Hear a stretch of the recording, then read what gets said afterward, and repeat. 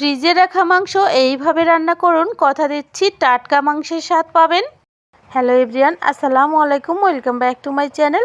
সবাইকে ওয়েলকাম করছি নতুন আরও একটা রেসিপি দেখার জন্য।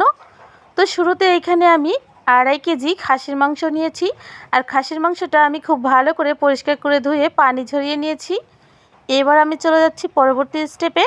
চুলায় একটা কড়া বসিয়েছি, কড়ার মধ্যে দিয়েছি আমি 2 কাপের মতো সরিষা তেল। তেলটা গরম হয়ে আসলে আমি দিয়ে দিচ্ছি এখানে 3 কাপ পেঁয়াজ কুচি।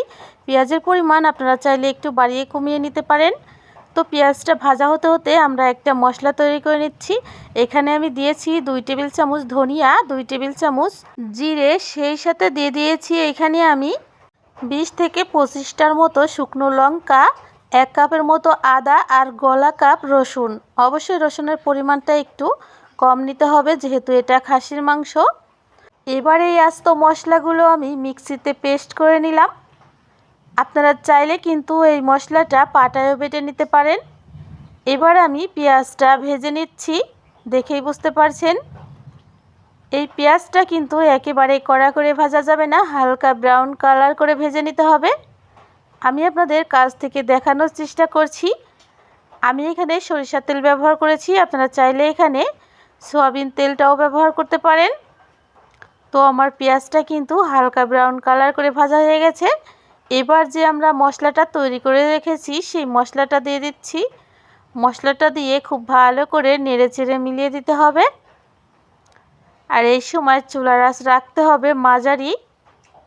এবার এই মশলার মধ্যে আমি দিয়ে দিচ্ছি 2 চা চামচ লবণ।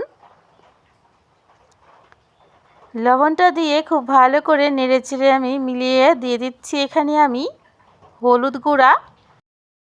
আপনাদের হাতের কাছে যদি আস্ত হলুদ থাকে তাহলে কিন্তু মশলার সাথে আপনারা পেস্ট করে নিতে পারেন। আমি এখানে 2 চা চামচ হলুদ গুঁড়া ব্যবহার করেছি। এবার আমি মশলাটা একটু সময় নিয়ে কষিয়ে নিচ্ছি। আর এই সময় মশলার বাটিটা ধুয়ে সামান্য করে পানি অ্যাড করে দিচ্ছি। এতে করে কিন্তু আমাদের মশলাটা কষাতে অনেক বেশি সুবিধা হবে। আমি এই রান্নাটা মাটির চুলায় করছি, আপনারা চাইলে গ্যাসের চুলায় কিংবা কারেন্টের চুলায় করতে পারেন। তবে মাটির চুলায় রান্না কিন্তু টেস্ট অতুলনীয় হয়, সেটা আমরা কম বেশি সকলেই জানি। তো আমি মশলাটা প্রায় 3 থেকে 4 মিনিট হালকা আঁচে কষিয়ে নিলাম। এতে করে আমাদের মশলার যে একটা কাঁচা ফ্লেভার সেটা কিন্তু চলে গেছে। এবার আমি দিয়ে দিচ্ছি পরিষ্কার করে ধুয়ে রাখা খাসির মাংসগুলো। আমি এখানে 2.5 কিলো খাসির মাংস নিয়েছি। এবার আমি নেড়েচেড়ে খুব ভালো করে মাংসের সাথে মশলাটা মিলিয়ে দিচ্ছি। তো বন্ধুরা, রান্নাটা যেহেতু মাটির চুলায় করেছি, এই সময় ক্যামেরাটা কিন্তু হাতে ছিল, যে জন্য কিন্তু একটু অন্য হাতে মাংসটা নাড়ার সময় ক্যামেরাটা একটু দুলছিল। তো ক্ষমার দৃষ্টিতে দেখবেন ভুল ত্রুটি হলে। এবার একটু সময় নিয়ে মাংসটা কিন্তু কষিয়ে নিতে হবে। একটু পর পর এইভাবে উল্টে পাল্টে মাংসটা নেড়ে চেড়ে দিতে হবে। একটু পর পর নেড়ে চেড়ে মাংসটা কিন্তু আমরা কষিয়ে নিচ্ছি। আর আপনারা যদি চান এই মাংসটা চটজলদি সিদ্ধ হয়ে যাক তাহলে এখানে কাঁচা পেঁপে ব্যবহার করতে পারেন। আর হাতের কাছে কাঁচা পেঁপে না থাকলে আপনারা এখানে টক দই কিংবা টমেটো ব্যবহার করতে পারেন। এতে কিন্তু মাংসটা খুব তাড়াতাড়ি সেদ্ধ হবে। তবে আমি কিন্তু নর্মালভাবে মাংসটা রান্না করব। নর্মালি কিন্তু মাটির চুলায় টাটকা মশলা দিয়ে রান্না করলেও অনেক বেশি সুস্বাদু হয় খেতে। এখানে কিন্তু বাড়তি মশলা ব্যবহার করা দরকার হয় না। তবে চটজলদি সিদ্ধ করার জন্য এখানে অবশ্যই টক দই কিংবা পেঁপে ব্যবহার করতে পারেন। এতে করে খুব তাড়াতাড়ি সিদ্ধ হয়ে যাবে। কষাতে কষাতে যখন দেখবেন মাংস থেকে পানি ছাড়তে শুরু করেছে তখন এখানে ব্যবহার করছি তেজপাতা ও গরম মশলা। এখানে দিয়েছি 3টে তেজপাতা মাঝখান থেকে চিড়ে, 4টে লবঙ্গ, 6টা এলাচ আর সেই সাথে 8 থেকে 10 টুকরো দারুচিনি। এবার এই মশলাগুলো দিয়ে খুব ভালো করে নেড়েচেড়ে মিলিয়ে দিচ্ছি। এতে করে কিন্তু মাংসের সাথে গরম মশলার ফ্লেভারটা অ্যাড হয়ে যাবে আর খুব সুন্দর একটা সেন্ট বের হওয়া শুরু হবে। এইভাবেই একটু পর পর নেড়ে চেড়ে কিন্তু মাংসটা কষিয়ে নিতে হবে যতক্ষণ না মাংসটা 70% সেদ্ধ হয়ে যাচ্ছে।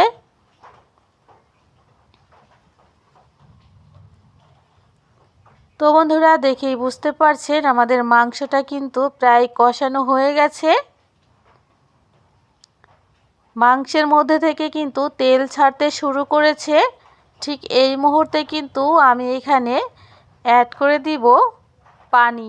আমি এখানে ফুটন্ত পানিটা ব্যবহার করছি। আপনারা চাইলে কিন্তু ঠান্ডা পানিও ব্যবহার করতে পারেন, তবে মাংসের স্বাদ ব্যালেন্স করতে গরম পানিটা ব্যবহার করাই ভালো।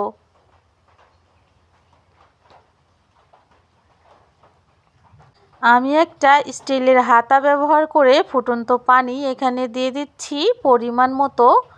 মাংসের তরকারিতে যে যেরকম ঝোল রাখতে পছন্দ করেন সেরকম পানি ব্যবহার করবেন। তবে এই মাংসটা আমি রান্না করছি পিঠে খাওয়ার জন্য। চিতই পিঠার সাথে মাংস খেতে কিন্তু একটু ঝোলের পরিমাণ বেশি রাখতে হয়, সেজন্য আমি আমার পরিমাণ মতো পানি ব্যবহার করছি। ইতিমধ্যে তরকারিতে বলক চলে এসেছে। রান্না করে নিচ্ছি প্রায় 15 মিনিটের মতো। আমার মাংসটা কিন্তু রান্না হয়ে গেছে। এবার আমি এখানে ব্যবহার করছি 1 চা চামচ গরম মশলার গুঁড়ো। আর এই গরম মশলাটা আমি এখানে 6টি উপকরণে তৈরি করেছি। গরম মশলার মধ্যে দেওয়া হয়েছে শুকনো লঙ্কা, জিরে, গরম মশলা, তেজপাতা, আস্ত ধনিয়া আর সেই সাথে সামান্য মৌরি ও সামান্য রাঁধুনি। এগুলা দিয়েই কিন্তু এই মশলাটা তৈরি করা হয়েছে। মশলাটা মিশিয়েই কিন্তু চুলাটা অফ করে দিতে হবে। তো বন্ধুরা, দেখেই বুঝতে পারছেন মাংসটার কালার কতটা সুন্দর এসেছে আর খেতেও কিন্তু দুর্দান্ত হয়েছে। একবার হলেও এভাবে মাংসটা রান্না করে দেখবেন, খেতে কিন্তু অসম্ভব মজা হয়। তো গরম মশলার রেসিপি চাইলে অবশ্যই কমেন্ট করে জানাতে ভুলবেন না। আমি কিন্তু সরাসরি আপনাদের রেসিপিটা শেয়ার করব। আজ এখানে বিদায় নিচ্ছি। আল্লাহ হাফেজ। আসসালামু আলাইকুম।